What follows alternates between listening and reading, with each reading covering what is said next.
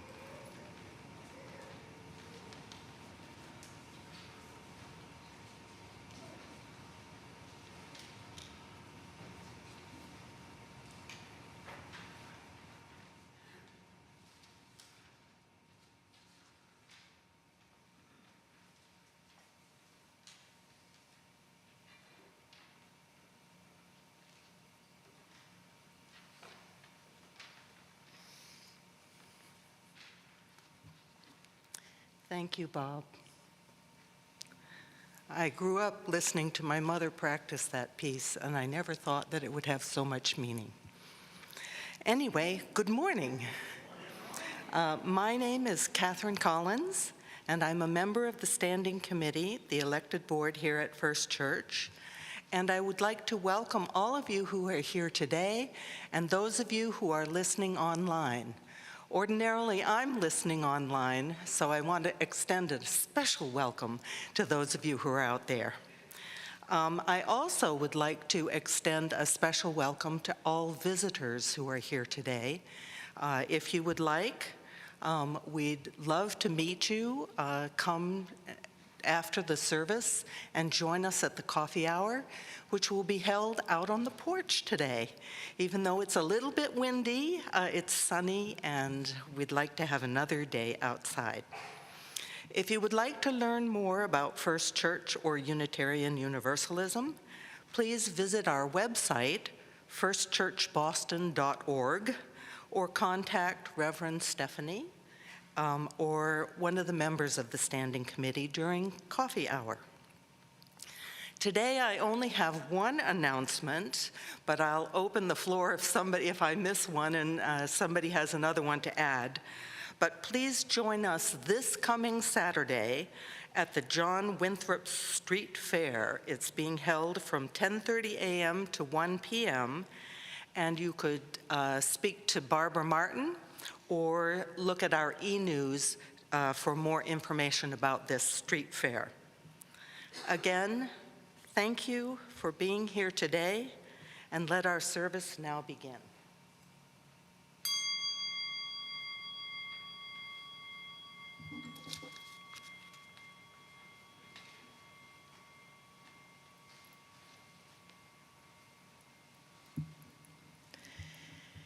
Today we gather in a 50-year-old sanctuary to worship as a nearly 400-year-old congregation founded by European colonists. On this Indigenous Peoples Weekend, we also acknowledge that we gather on the unceded territory of the Massachusetts people who have stewarded this land for hundreds of generations. We acknowledge the painful history of violence and forced removal of Indigenous people from this territory, and we seek to honor and respect the many Indigenous peoples still connected to this land on which we gather. Whether you are descended from Indigenous peoples, enslaved Africans, European colonial settlers, or a multicultural mix of people, you are welcome here today on this land and in this place loved by many. Our opening hymn was written by our longtime music director, Leo Collins. Its lyrics point to the beauty and the places and experiences of life. Please rise in body or in spirit as we sing 329, Life Has Loveliness to Sell, by Leo Collins.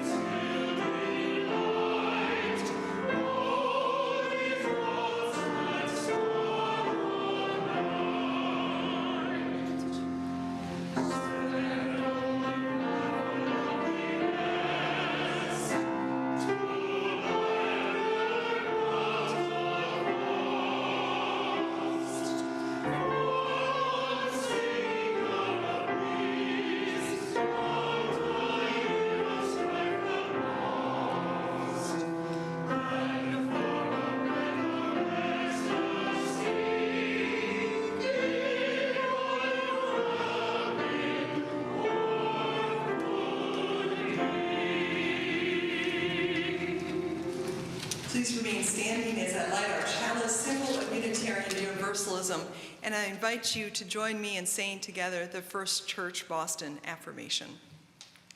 Love is the spirit of this church, and service is law. This is our great covenant, to dwell together in peace, to seek the truth in love, and to help one another. Please take a moment to greet one another as you wish.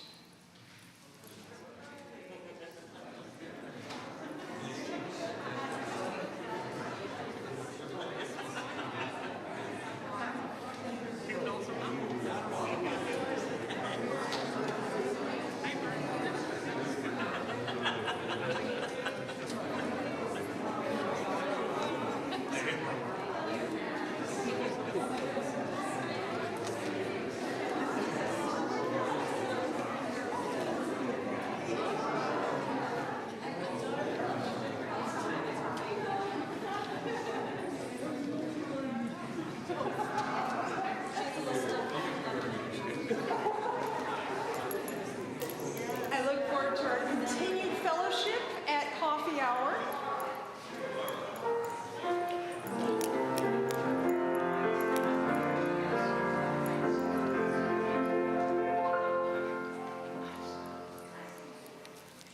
Our story today is Kapanemik Weecham's. Did I skip? No. You guys were standing. I was afraid I missed something. Okay. Getting new to a new order of service. Kapanemik Weecham's Thanksgiving story. It is written by Danielle Greendeer, Anthony Perry, and Alexis Bunton, illustrated by Gary Meaches Sr. And there is a pronunciation key. I will do my best. The only word that shouldn't be understood by context is nukamus, which means grandmother. I love your garden this time of year, said Maple. Me too. What shall we pick for lunch? Nukamus asked. How about crab apples? Maple suggested. No, choke cherries, Quill shouted. Those are both good medicine, Nukamus said. How about some weechamum also? Weechamum is corn. Yes, Maple replied. She is such a good big sister to beans and squash. The three sisters, they grow together, Quill added. You're right. They feed people all over Turtle Island, Nukamus said, and they have many stories to tell. Can you tell us a story, Quill asked? How about the time Weechamum asked our Wampanoag ancestors to help the Pilgrims? Nukamus replied. The first Thanksgiving, Maple asked. Some people call it that, Nukamus said. We call it Kapanemik, the time of harvest. Here's what really happened. One frosty fall morning, a long time ago, a large boat with white sails approached the shore. Seagulls circled above the boat, squawking, "New people are coming, new people are coming." Hearing the news, Weechamum scratched her weary ears towards the sky. Who are these new people, she asked. 2 winters had passed since many of the first peoples who cared for Weechamum passed on to the spirit world. Those who were not taken by sickness found new homes to ease their heavy hearts and rebuild their lives. Weechamum feared this winter would be her last and called upon the fox for help. Fox looked up to Weechamum. Should we trust these newcomers? He asked. Stay close and see what they do, Weechamum said to Fox. Fall turned to winter. Weechamum and the other plants fell asleep. Fox watched the newcomers come ashore. He watched as they made their way into the forest. He watched them enter an abandoned Wetu. He watched them take a cooking pot and a basket of Weechamum's seeds. Don't take us away, the seeds cried. We are waiting for the first peoples to come back in the spring to prepare our beds. We must grow first. But the newcomers could not hear the seeds. Their ears did not know the voices of the land. Fox watched the newcomers build homes on top of an empty village. He watched as they searched for food, but they never could find enough to eat. Many of the newcomers lost mothers, fathers, brothers, and sisters during the long, cold winter. The first peoples watched as well. News traveled far among nearby tribes. The newcomers had arrived. Nobody was sure what to make of them. For many years, others had traveled across the sea to hunt, fish, and trade. Some were friendly and some were not. These new people seemed different. They were here to stay. Winter turned into spring. The sun warmed the earth. The newcomers continued their search for food. Weechemum awoke from her long slumber and thanked the Creator for another season. She and her sisters, Bean and Squash, pushed through the ground and reached towards the sky. Fox reached to share what he had seen.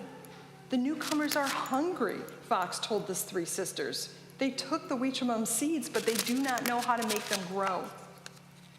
Other animals came to hear what Fox had to say. We should help, Weechemum said. I agree, Bean said. Our home is their home now. I think we should too, said Squash. People help us grow.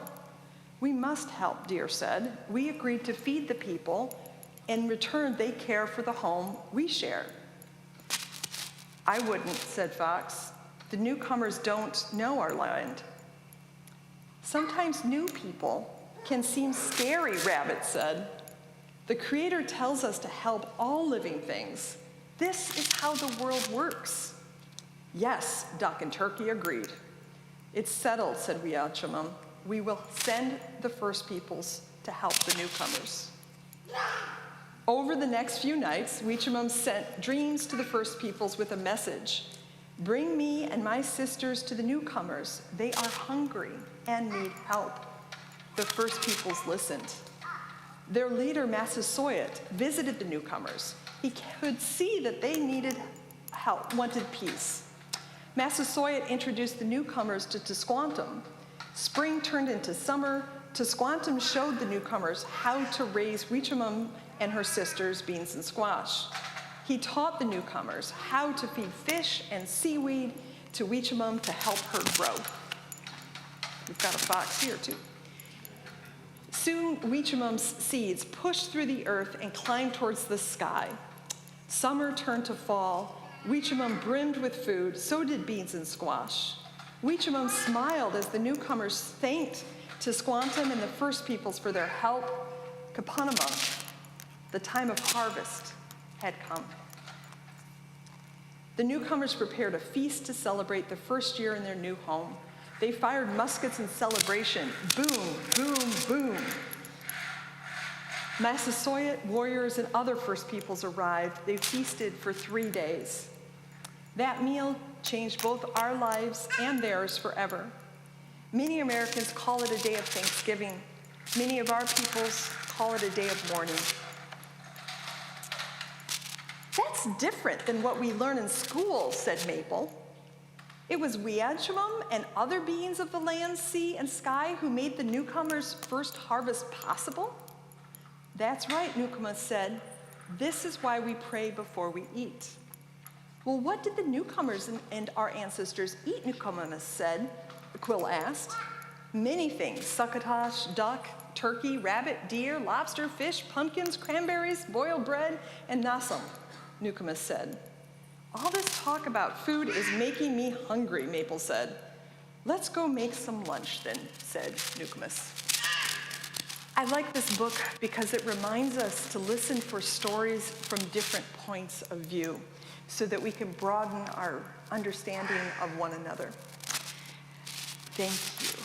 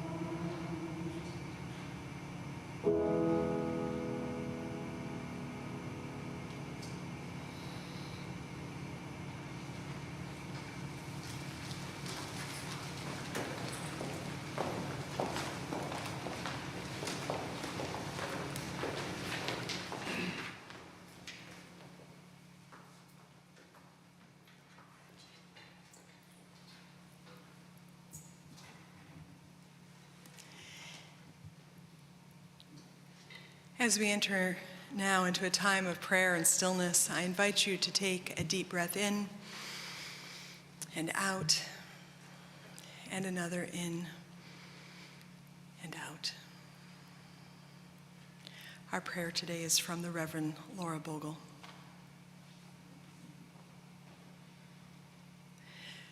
We gather here to remember this is our home, but not just ours. This land we live on, this water we drink, this air we breathe, these old mountains that hold us steady to our ground, these forests that give us their healing green, these flowers that give us their beauty and fragrance, these fields that give us our daily bread, these stars that show us our place, the wilderness and the tame backyards, all of it our home. We remember all the ancestors who have lived on this land and who have shaped it. The Massachusetts and the Wampanoag, the settlers, the farmers, the hunters, the immigrants, the artists, the families, the explorers, the business people, the engineers, the builders, the scientists, the teachers, the workers, the leaders. We inherit their choices. We also honor the animals and creatures that have made their home in this land, the ones here now and the ones that used to be here. And we envision the future generations who will live on this land and let their voices fill our hearts. As we rest now in a moment of stillness, may we feel our groundedness in our places we love and remember those whose homes are facing violence, including Israel.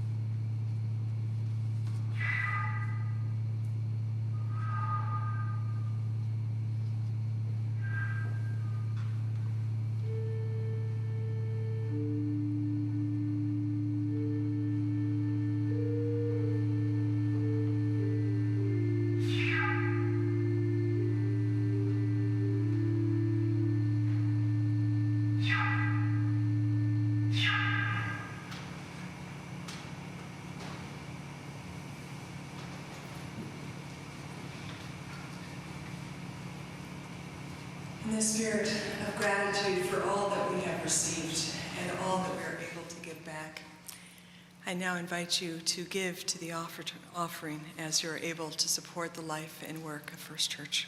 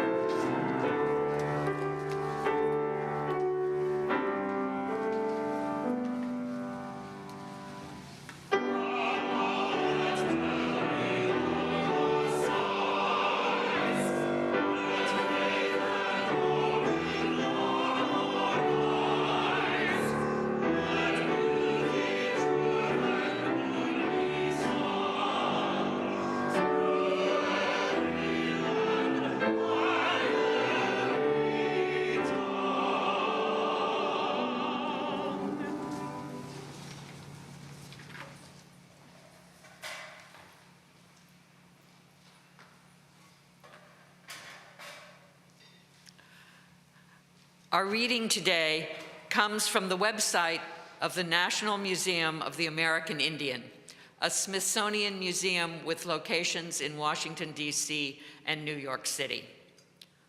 Honoring original indigenous inhabitants, land acknowledgement. Land acknowledgement is a traditional custom that dates back centuries in many Native nations and communities. Today, land acknowledgements are used by Native peoples and non-Natives to recognize indigenous peoples who are the original stewards of the land on which we now live. Before public events and other important gatherings hosted by the National Museum of the American Indian, a speaker offers this acknowledgement on behalf of everyone present. After millennia of Native history and centuries of displacement and dispossession, acknowledging original indigenous inhabitants is complex. Many places in the Americas have been home to different Native nations over time, and many indigenous people no longer live on lands to which they have ancestral ties. Even so, Native nations, communities, families, and individuals today sustain their sense of belonging to ancestral homelands and protect these connections through indigenous languages, oral traditions, ceremonies, and other forms of cultural expression. The museum's acknowledgement is intended to recognize the indigenous peoples who have lived where we now work over the long span of human history, and the large contemporary Native population that lives in the Washington area and New York City. When people ask for guidance in making land acknowledgements, we suggest reaching out directly to local indigenous communities and to Native nations forcibly removed from the area in the past to ask how they want to be recognized. Land acknowledgements can be spoken at the beginning of public and private gatherings, from school programs and sporting events to town halls. Making a land acknowledgement should be motivated by genuine respect and support for Native peoples. Speaking and hearing words of recognition is an important step in creating collaborative, accountable, continuous, and respectful relationships with indigenous nations and communities.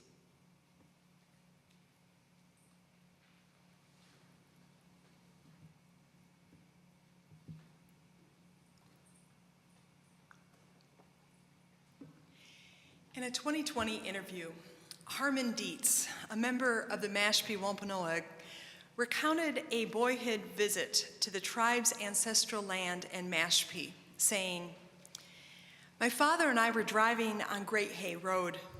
At the time, it was just a narrow dirt road, the kind where if you drive a pickup truck down the middle, branches scrape the doors on both sides. My father asked, 'How old do you think this road is?' I said, 100 years? 200? He said, 'Nope, it's older than America.' So I could literally stand in the footprints of my ancestors on a road made by people walking back and forth between the pond and the bay. It presented me with something that I felt I was missing in my life overall. I have a literal physical connection to this dirt, to this soil. It is made of the presence of my ancestors in the flesh. Their feet made the roads, and their blood and bones are in the soil. It's a connection like nothing else I've felt or experienced anywhere else. It is quite literally a part of me, and I'm a part of it. Having spent years without that connection, to find it was overwhelming." For Dietz, this land of his ancestors is part of him, an interwoven connection between place and people. For many of us, particular places can hold significant power. We can feel connected to a place for any number of reasons. We may feel a familial sense of connection, such as returning to a grandparent's home for a family reunion. Or perhaps the sense of connection is more personal, like nestling into your favorite chair in the corner of your apartment. And sometimes the connection is communal, such as resting in a century-old cathedral in Europe, walking a length of the Great Wall of China, or moving among the ancient walls of the Old City in Jerusalem. In such moments, the vastness of generations connected through the same place can somehow both shrink and expand time. But what if your history, your sense of culture and identity, lay not in buildings or stone monuments, but simply in a natural place, and the waterways and slants of the land, and the seasonal flow of plant and animal life, and how and when the stars or moon arrived in the night? What if your culture, your identity, your family was interwoven with a particular place, and then you were forced from that land? Growing up, I felt a simple pride of connection to the places I knew as home. My family had been in Michigan for 4 generations, in the Ohio Territory even before statehood, and in Massachusetts since 1620. Yes, I too have Mayflower ancestors. I also have many Puritan ancestors who were part of the Great Migration to Boston and the surrounding towns, including William Colburn, the 9th person admitted as member here at First Church Boston, and his wife, Marjorie, the 15th member. Knowing this Colburn ancestry deepens my sense of connection to this place. Indeed, over the years, I have poured hours into genealogical charts to trace the connections between places and people in my family. During my sabbatical in 2019, I followed the westward movement of my ancestors from the East Coast to the Midwest. I took the Staten Island Ferry to view a mural of a New Netherland ancestor in the Staten Island City Hall. With a friend, I quietly trespassed on some land in Pennsylvania to visit the May Meeting House, where some of my earliest May ancestors once farmed. On and on I went in search of landmarks and gravestones. I even drove to Savannah, Georgia, where my great-great-grandfather Cyrus arrived as part of General Sherman's March to the Sea. With a copy of Cyrus's Civil War diary in my hand, I stood in the same leafy square where he had once camped and wondered if any of the massive trees had been there then. Places can connect us to a past, to family, to a larger story that gives us a sense of belonging. For most of my life, the stories I have known were those of white European colonists and settlers, taught to be proud of my American ancestry as pioneers who built this nation. I nonetheless also understood that prior to European arrival, Native Americans lived here. Such history is hard to miss when the names of lakes, roads, towns, or the entire state are rooted in Native American words.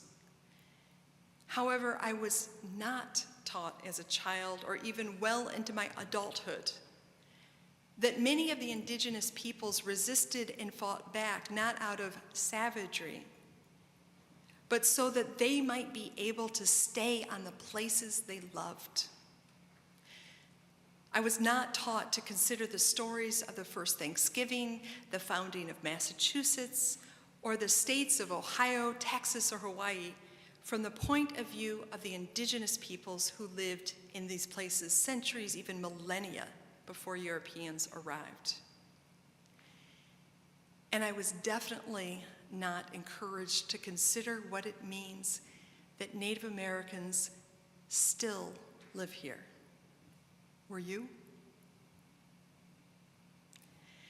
Describing these silences in my education is not intended to be a specific indictment of my parents or the schools I attended. Rather, it is to point to the widespread cultural stories that preferred to emphasize the emptiness of the colonial lands and the wilderness of the Western frontier. Places where hardworking Christian men and women could build new lives. Places that were not stolen, but acquired and developed through royal charter, amicable treaties, and traded goods. Places where any violence that emerged came from the justified right of defense of one's family, one's property, one's God. Places where we started churches, baptized our children, and buried our dead. Learning a different story is not easy. Here are some of the local Indigenous stories which you may already know. The Massachusetts tribe, from whom the state draws its name, were a coastal people with villages from Salem to Plymouth. At the time of the Puritan arrival in 1630, the sachem of the Neponset band, Chickataboot, consented to the English occupancy of Dorchester, receiving what he may have perceived as tribute from the newcomers. After Chickataboot dies of smallpox in 1633, his son, Wampatuck, is raised by his uncle to be the next sachem of Neponset. As more and more English arrive, the Neponset band of the Massachusetts continue to lose land. In 1657, the Reverend John Eliot persuades the Dorchester court to establish a praying town at Ponkapog, a place known today as Canton. Over the ensuing decades, more land would be deeded to the European settlers and their descendants. Eventually, no land would remain. And yet, descendants of the Massachusetts tribe at Ponkapog remain today as an organized group with clear governance. In 2022, their collaboration with the Nipmuc tribe of central Massachusetts to use fire to create a dugout canoe or mishoon made the local news. However, neither the Massachusetts nor the Nipmuc are federally recognized tribes. In fact, the state of Massachusetts has just two federally recognized tribes, the Mashpee Wampanoag tribe and the Wampanoag tribe of Gayhead or Aquinnah. And Mashpee's status has been hotly contested in recent years. When Harmon Dietz, that boy we met at the top of the sermon, was visiting his ancestral lands, the Mashpee Wampanoag were neither federally recognized nor did they have a reservation. After a decades-long fight, the Mashpee tribe was recognized just in 2007, and land was taken into trust for them in 2015, creating a reservation. But under the Trump administration, the Department of the Interior rescinded this decision, kicking off a series of lawsuits over tribal status and their right to a reservation. Finally, in December of 2021, the Department of the Interior reversed the Trump-era decision. Even so, the tribe continues to face lawsuits from Canton neighbors in an effort to stop a planned casino. In other words, the centuries-long conflict over land is not simply history. The Mashpee Wampanoag website currently includes an article made of oral arguments made in court on October 4, just days ago. And these are not the only fights Indigenous peoples are engaged in within the Commonwealth. For a number of years, a campaign called the Massachusetts Indigenous Legislative Agenda has been lobbying for key bills. Already, they have successfully compelled the state to redesign the Massachusetts seal and motto. And if you've not seen this motto or seal in a while, the current seal shows a Native man standing beneath a detached arm that is holding a sword. Surrounding the image is a Latin phrase which translates to, "By the sword we seek peace, but peace only under liberty." I think it's definitely time for a change. Currently, the legislative agenda also seeks a statewide change of Columbus Day to Indigenous Peoples Day. There was a big rally in the Common for this yesterday. And they're also encouraging more education on Native American history and culture and no racist mascots in public schools. For centuries, Native American peoples have striven to preserve their connection to the places in which their history and culture is rooted. Naming these places through land acknowledgments honors the importance of this connection. Naming the linkages between place and people acknowledges that a connection remains, a spiritual bond that removal from their land by force of law or violence has not destroyed. However, land acknowledgments are not just about historical connections. They are also framed as commitments to engage in the continued work of honoring and respecting the Native peoples who are still here. As the descendant of white European colonists and settlers, I have been challenged to unlearn the simple narratives of pioneer hard work and Christian commitment with which I was raised. Now, as the minister of First Church Boston, I also feel challenged to call us to engage in this work of learning a different story, one where our spiritual ancestors caused lasting harm and injustice upon the Massachusetts, the Wampanoag, the Pequot, and other Native peoples across the Americas. This is not simply wrestling with our history. This is also about whether and how we engage today in the continued fights for acknowledgement, honor, and respect by Native Americans in the Commonwealth and beyond. I know I feel committed to this work, and I hope some of you might too. Whatever lands we love and stories we tell, may we also be open to hearing stories from other points of view as well. So may it be. Amen. And our closing hymn is number 159, "This Is My Song." Please rise in body or in spirit as we sing together.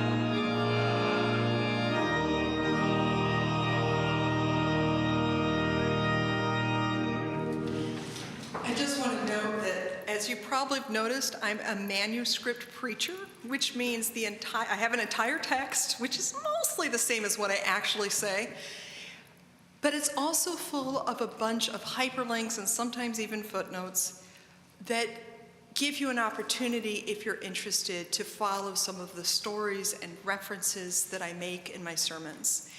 Those are usually on the website on Monday. If you're really eager, email me. I can usually send it to you on a Sunday. As we go now into a world full of beauty and brokenness, may we hold fast to our faith in the flourishing of life, in the abundance of love, and in an ever more inclusive we.